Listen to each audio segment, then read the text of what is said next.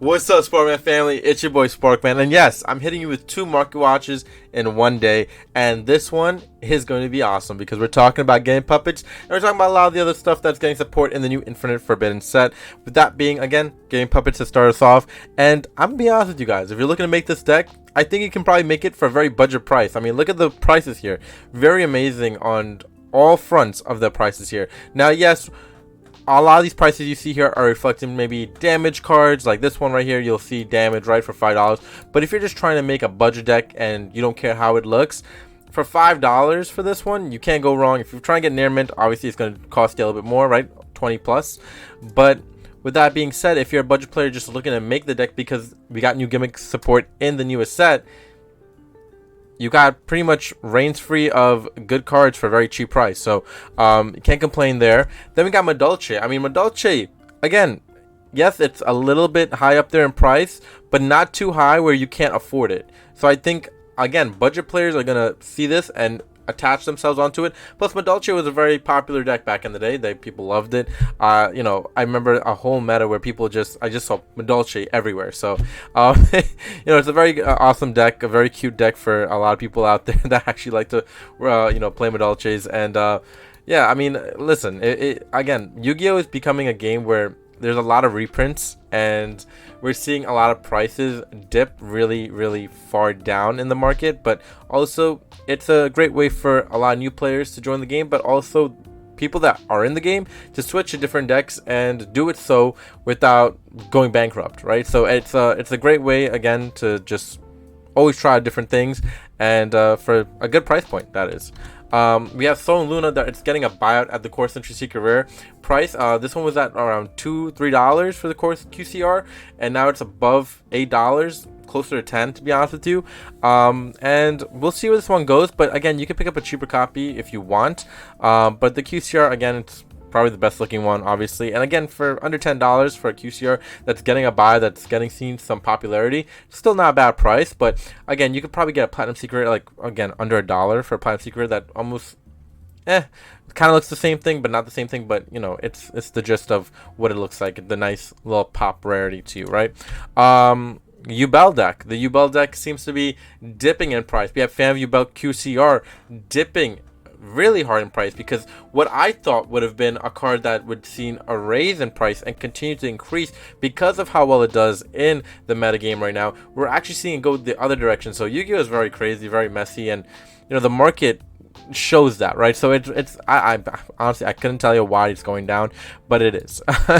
And we have number 39 Utopia Double. It hasn't seen a reprint in a long time. This is the only printing of this card, and it seems to be just steadily holding a nice price point in the market. Not too strong, but at the same time, for a Utopia card, nice to see this one doing pretty well for itself, or staying steady. Maxi. Well, Maxi just got its reprint announced. Now, we don't have Maxi viable yet because it's still banned on the Konami ban list, right, in our forbidden list here in TCG. But with it getting its reprint in the Speed Duel, will it possibly be coming off the ban list? And will the prices reflect that? Right now, the prices are, again, not moving too heavily. So if you want to buy into it, just in case it does come off, now is your time, because again, it's still not selling crazy.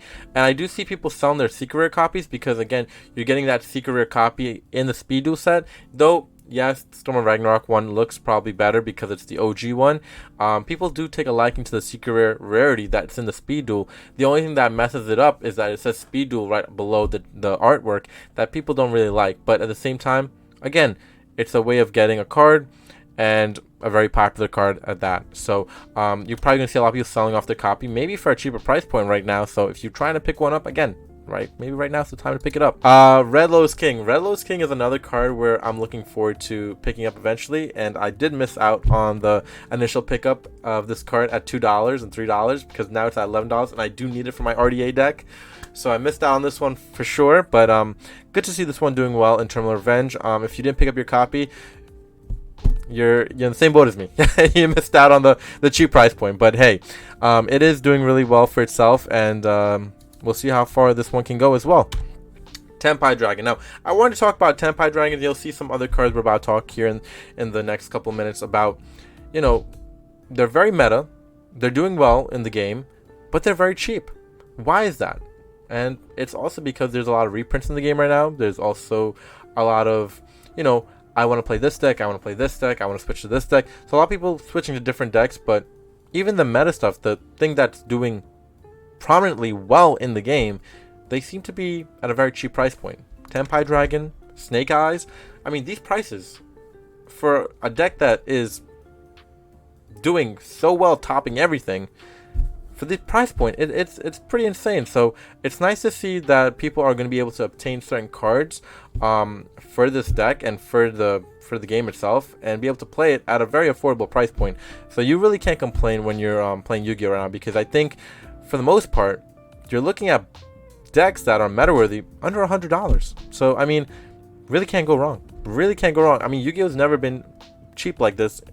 At least since I was a kid, Yu-Gi-Oh's never been cheap like this. I'm sorry to say that this is great. This is really, really great for the game, for new players and for your budget players and people that just want to start playing the game, right? Like the people that put down the game that want to come back and play the game again. So I mean, we'll see what happens. But the budget and the meta and the market looks very friendly right now. I'll be on the Sanctifier Dragon. I'm looking at this card right now just because it's going down, but also because I have a feeling this one's going to be at QCR very, very soon. So be on the lookout for that. I do think it will get its reprints in the Bonanza set, but we'll see. We'll see.